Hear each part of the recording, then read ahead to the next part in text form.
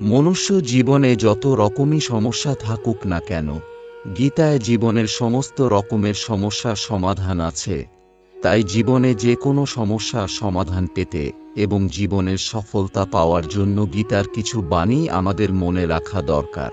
গীতা শুধুমাত্র একটি ধর্মের জন্য নয়, এই বইটিকে পৃথিবীর সমস্ত মানুষের পড়া এবং শুনে বোঝা উচিত, যাতে সে তার জীবনের সুখ, শান্তি ও সফলতা অর্জন করতে পারে। ভগবত গীতা একমাত্র এমন গ্রন্থ যা মানুষকে বাঁচার সঠিক পথ বলে দেয়। গীতা জীবনের ধর্ম, কর্ম ও প্রেমের পাঠ শেখায়। ভগবত গীতার জ্ঞান মানুষের জীবন ও মৃত্যুর পরে জীবনের জন্য উপযোগী। শোনা যায় যে ঘরে প্রতিদিন গীতা পাঠ করা হয়, সেই ঘরে ভগবান শ্রীকৃষ্ণের আসা যাওয়া করেন।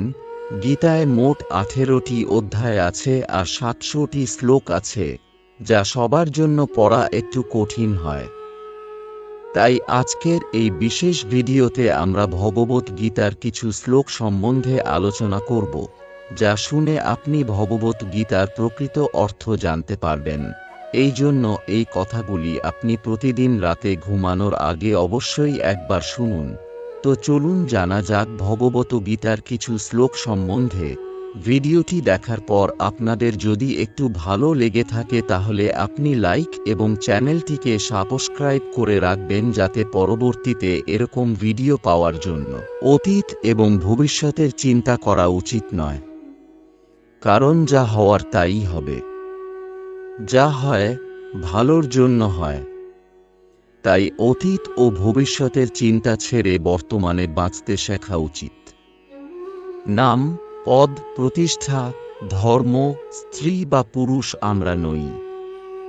এই শরীরও আমাদের নয়। অগ্নি, জল, বায়ু, পৃথিবী, আকাশ দিয়ে এই শরীর নির্মিত। অবশেষে এই পঞ্চভূতেই বিলীন হবে। কিন্তু আত্মা স্থির। আমরা আত্মা। আত্মা কখনো মরে না। আত্মার জন্ম বা মৃত্যু হয় না। আত্মভাবে থাকাই মুক্তি। মৃত্যু একটি অপরিবর্তনীয় সত্য, যা কখনো বদলানো যায় না। পৃথিবীতে জন্মানোর পর থেকেই জন্ম মৃত্যু চক্র চলবেই। ভগবান শ্রীকৃষ্ণ অর্জুনকে বলেছেন, হে অর্জুন, মানুষ কর্ম করার জন্য জন্মগ্রহণ করেছে, আর কর্ম না করে কেউ থাকতে পারবে না। মানুষকে পরিশ্রমের চিন্তা না করে নিজের কর্তব্য পালন করা উচিত। সব সময় ভালো কর্ম করা উচিত, কারণ কর্ম এমন একটি ফসল যা মানুষকে কোন না কোনোদিনই কাটতেই হবে। তুমি অতীতের অনুশোচনা করো না এবং ভবিষ্যতের চিন্তাও করো না, এবং বর্তমানে যা চলছে তাই চলুক। সবই ভগবানের ইচ্ছা। পরিবর্তন সংসারের নিয়ম। এখানে সমস্ত কিছু পরিবর্তনশীল। তাই সুখ, দুঃখ, লাভ, ক্ষতি, জয়, পরাজয়, মান, অপমান ইত্যাদির মধ্যে একটি স্থানে অবস্থিত থেকে জীবন উপভোগ করা উচিত। নিজের রাগ নিয়ন্ত্রণে রাখুন। রাগের ফলে ভ্রম সৃষ্টি হয়। এই ভ্রম বুদ্ধিকে বিচলিত করে তোলে। এর ফলে বুদ্ধি নাশ হয়। ব্যক্তি পতনের দিকে অগ্রসর হতে শুরু করে। রাগ, কামবাসনা ও ভয়, এগুলি আমাদের শত্রু। নিজেকে ঈশ্বরের চরণে নিবেদন করে দাও। ঈশ্বর আমাদের রক্ষা করবেন এবং আমরা দুঃখ, ভয়, চিন্তা, শোক ও বন্ধন থেকে মুক্ত হতে পারব। নিজের দৃষ্টিকোণ শুদ্ধ রাখতে হবে। জ্ঞান ও কর্মকে এক রূপে দেখতে হবে। এর ফলে আমাদের দৃষ্টিকোণে পরিবর্তন আসবে। অশান্ত মনকে শান্ত করার জন্য অভ্যাস ও বৈরাগ্যকে নিজের মনে পাকাপোক্ত স্থান দিন। না হলে অনিয়ন্ত্রিত মন আমাদের শত্রুতে পরিণত হবে। আমরা যে কর্মই করি না কেন, তার ফল আমাদেরই ভোগ করতে হয়। তাই কর্ম করার আগে বিচার করা উচিত। না তুমি কিছু সঙ্গে করে এনেছো, না তুমি কিছু সঙ্গে করে নিয়ে যেতে পারবে। তুমি খালি হাতে এসেছ, খালি হাতে যাবে। আজ যা তোমার আছে, কাল তা অন্য কারো ছিল, পরশু অন্য কারণ হয়ে যাবে। তোমার, আমার, ছোট বড়, আপন পর মন থেকে মুছে দাও, তাহলে তুমি সবার আর সবাই তোমার হবে। কৃষ্ণ বলেন, আমি সবার গুরু।